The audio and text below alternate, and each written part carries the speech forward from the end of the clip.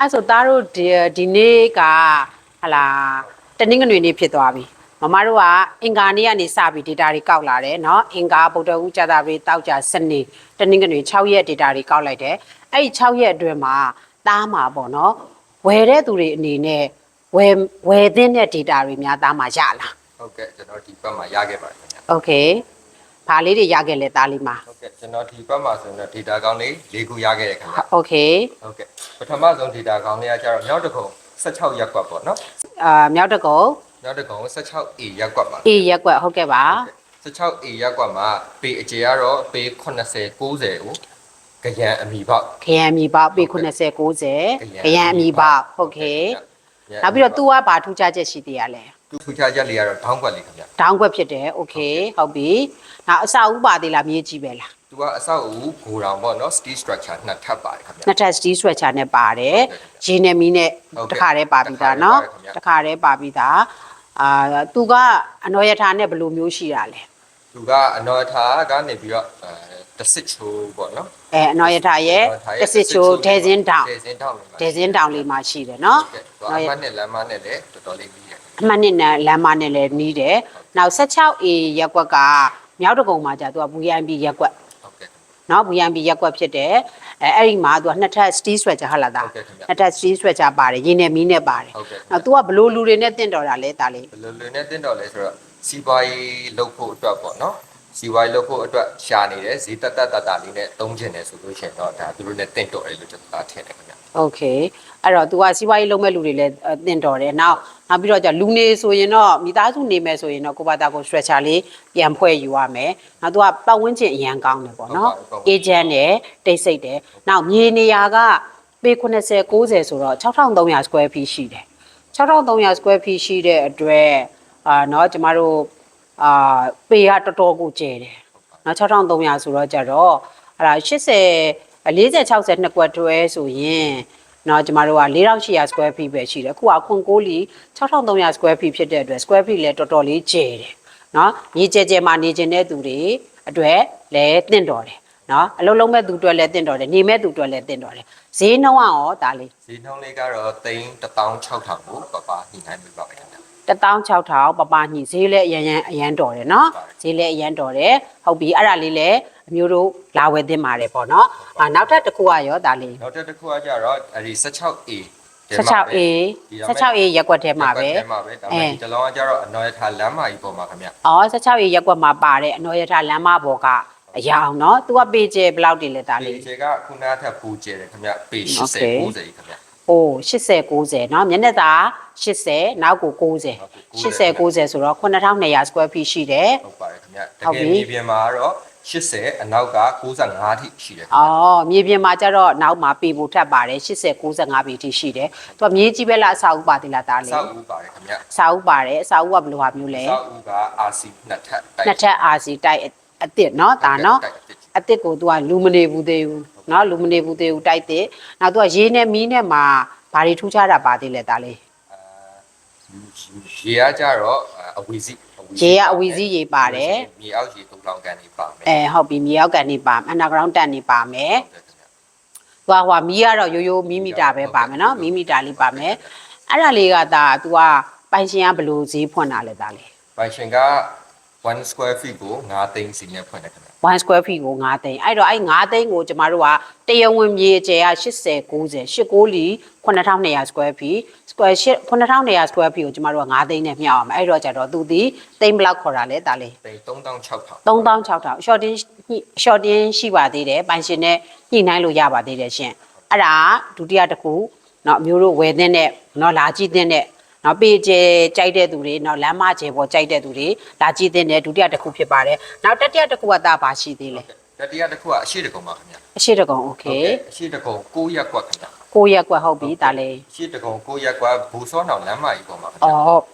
6ရက်ကွက်ဘူစောနောင်လမ်းဆိုတာပေတရာလမ်းဖြစ်တယ်8ရက်ကွက်နဲ့6ရက်ကွက်ကိုချားထားတဲ့လမ်းရက်ကွက်ချားလမ်းဖြစ်တယ်ဘူစောနောင်လမ်းမကြီးပေါ့ဟုတ်ပြီဒါလေသူကပေအကျယ်ကတော့40 60ခရမ်းအမီပေါက်ခင်ဗျခရံအမိဘကိုယ်တိုင်ကရောင်းမှာသူကဘာအမြေကြီးပဲလားအိမ်ရောလားဒါလေး 2BN ပေါ့နော်နှစ်ထပ်အုံညက်အိမ်လေးပါနှစ်ထပ်အုံညက်အိမ်အစ်စ်နေလေးပါတယ်เนาะအိမ်ငါးတင်ရင်အဲ့ဒီအိမ်ငါ ကျမအမှန်တော့9သိန်းလောက်အနည်းဆုံးရလိမ့်မယ်အိမ်ငါတင်ရင်နောက်သူကလည်းရေနဲ့မီးနဲ့ပါတယ်နော် ကဲရှင်ပြီးပါပါ ရေရောမီရောပါတယ်ခရံအမီပေါကိုယ်တိုင်ကရောင်းပါနော်ဈေးနှုန်းကတာသူကဘယ်လောက်ခေါ်လဲ ဒီနှုန်းလေးကတော့သိန်း1000ခွဲကိုညှိနှိုင်းပေးပါခင်ဗျာ သိန်း1000ခွဲကိုပိုင်ရှင်နဲ့တိုက်ရိုက်ဈေးညှိလို့ရပါတယ်နော်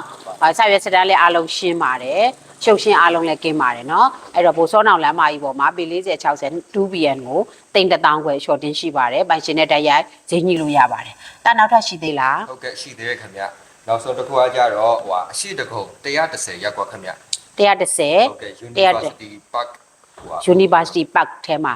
University Park က130ရက်ကွက်မှာတကယ်ကြတော့အပိုင်းကကျမတို့က3ပိုင်းလောက်ရှိတယ်လို့ပြောလို့ရတယ်တစ်ခုကကြတော့ University Avenue ကတော့တက္ကသိုလ်ရိပ်မွန်အိမ်ယာလို့ခေါ်တယ်သူကတော့နောက်ထဲကเนาะဒီကျန်စစ်သားရဲ့ဒီဘရောက်မြိုင်လမ်းထဲကနေဝင်သွားတဲ့နောက်ထဲမှာရှိတယ်နောက်ထပ်တစ်ခုကကြတော့ပေ100 200ကွက်တယ်နော်100 200ကွက်တွေရှိတယ်အခုကျမတို့အခုဒီကျမရဲ့ဝန်ထမ်းပြောတာကတော့သူကကျန်စစ်သားလမ်းမပေါ်ကမှာတင်တဲ့ University Park နော် University Park ကသူက University ကိုသူက Phase 2လို့ခေါ်တယ်အဲ့ University Park ထဲကနော်အိမ်လေးတစ်လုံးကိုပြောတာနော်ဒါနော်ကျန်စစ်သားလမ်းမကြီးပေါ်မှာတင်တာမဟုတ်ဘူးအဲ့တော့ University Park ဆိုတဲ့အိမ်ယာဝင်းလေးကသာကျန်စစ်သားလမ်းမပေါ်ကိုတင်တာဖြစ်တယ်အခုရောင်းတဲ့အိမ်လေးကအဲ့ဒီအိမ်ယာဝင်းအတွင်းထဲက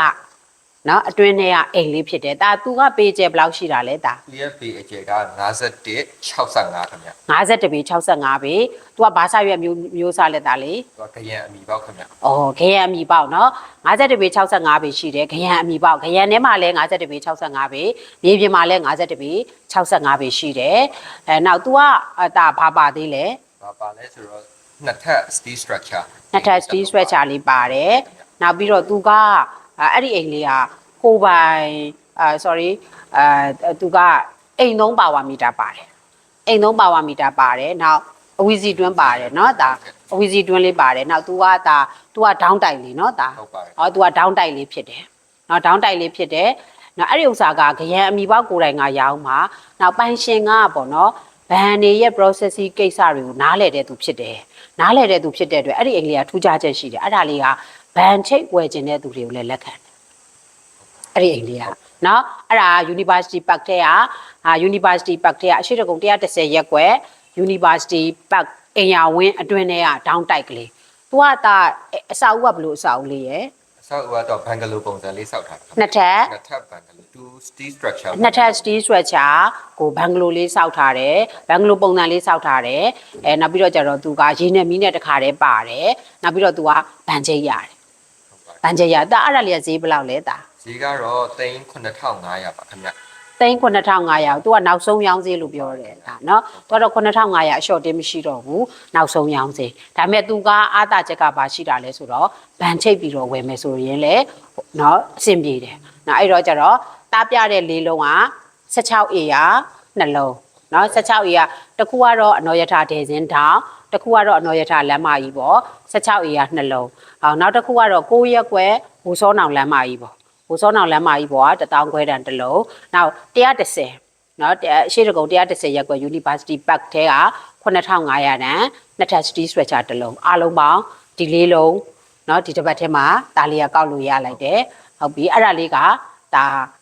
ဝယ်တဲ့သူတွေအနေနဲ့ဆိုလို့ရှိရင်လာဝယ်တဲ့နဲ့ပေါ့เนาะလေเนาะ तू ကအရှိသွေးနဲ့ဈေးနဲ့မျှတယ်ပေါ့เนาะဟိုအရှိသွေးတဲ့ဈေးကအများကြီးကြောပြီးခေါ်ထားတာမျိုးမရှိဘူးကြီးသွေးလည်းကောင်းတယ်ဈေးလည်းကောင်းတယ်အရှိသွေးနဲ့ဈေးနဲ့မျှကြည့်ပဲတကယ်လို့ဒီပစ္စည်းလေးတွေစိတ်ဝင်စားတဲ့သူများရှိရင်ကျမတို့ရဲ့ကြီးမြန်မာအစံအကျိုးဆောင်မြောက်တကုံ46ရက်ကွက်ဘူချိုလန်းကိုလာကြည့်လို့ရပါတယ်။နောက်ကျမတို့ရုံငန်းကအင်္ဂါနေ့ကနေတနင်္ဂနွေနေ့ဒီတစ်ပတ်ကို6ရက်ဖွင့်ပါတယ်။တနင်္လာတစ်ရက်ဝန်ထမ်းတွေပိတ်ပါတယ်။ရုံငန်းကတော့ဖွင့်ပါတယ်။နော်ဆက်သွယ်ရမယ့်ဖုန်းနံပါတ်ကဒါပဲနံပါတ်တွေဆက်ရမှာလဲ ဟုတ်ကဲ့ဆက်သွယ်ရမယ့်ဖုန်းနံပါတ်တွေက39 990 5396နဲ့39 8989 5036တို့ကိုဆက်သွယ်ပြီးတော့မေးမြန်းနိုင်ပါတယ်ခင်ဗျာ ဆက်သွယ်ပြီးတော့စုံစမ်းပြီးတော့လာကြည့်လို့ရတယ်။ဒါပေမဲ့ဖုန်းတွေကရုံးချိန်အတွင်းမှာပဲခေါ်လို့ရတယ်။ရုံးချိန်ပြင်ပမှာတော့ကျမတို့ဖုန်းတွေက silent လုပ်ထားတာမျိုးတွေရှိတတ်တယ်။အဲဒါကြောင့်ရုံးချိန်အတွင်းဆက်ရင်တော့ချက်ချင်းခေါ်တာနဲ့เนาะချက်ချင်းreply ပြန်ပြီးတော့ကြတော့ပေးမှာဖြစ်ပါတယ် miss call ဖြစ်သွားရင်လည်းပြန်ခေါ်ပေးမှာဖြစ်ပါတယ်အဲ့တော့ကြတော့ဒီပစ္စည်းလေးတွေကတော့ပေါ့နော်ဒီအိမ်လေးတွေကတော့ရည်သွေးလည်းကောင်းတယ်ဈေးလည်းကောင်းတယ်တကယ်လို့လိုအပ်နေတဲ့အမျိုးတွေများရှိရင်နောက်ဒီဗီဒီယိုလေးကိုဟာလာမြင်ပြီးတော့ကြတော့ကျမတို့အကျိုးဆောင်ကိုဆက်သွယ်လာလို့ရပါတယ်တကယ်လို့ကိုမိတ်ဆွေတွေတဲကလိုအပ်တဲ့သူများရှိရင်ဒီဗီဒီယိုလေးကိုเนาะအဲ့မိတ်ဆွေမြင်အောင် share ပေးသွားခြင်းဖြင့်ပေါ့เนาะဒီပစ္စည်းလေးတွေကြီးမြတ်မာရှိနေတယ်ဆိုတာကိုတစင်လက်ဆင့်ကမ်းပေးကြစေလိုပါတယ်အဆုံးထိကြည့်ပေးတာကျေးဇူးအများကြီးတင်ပါတယ်မင်္ဂလာရှိတဲ့နေ့လေးဖြစ်ကြပါစေရှင်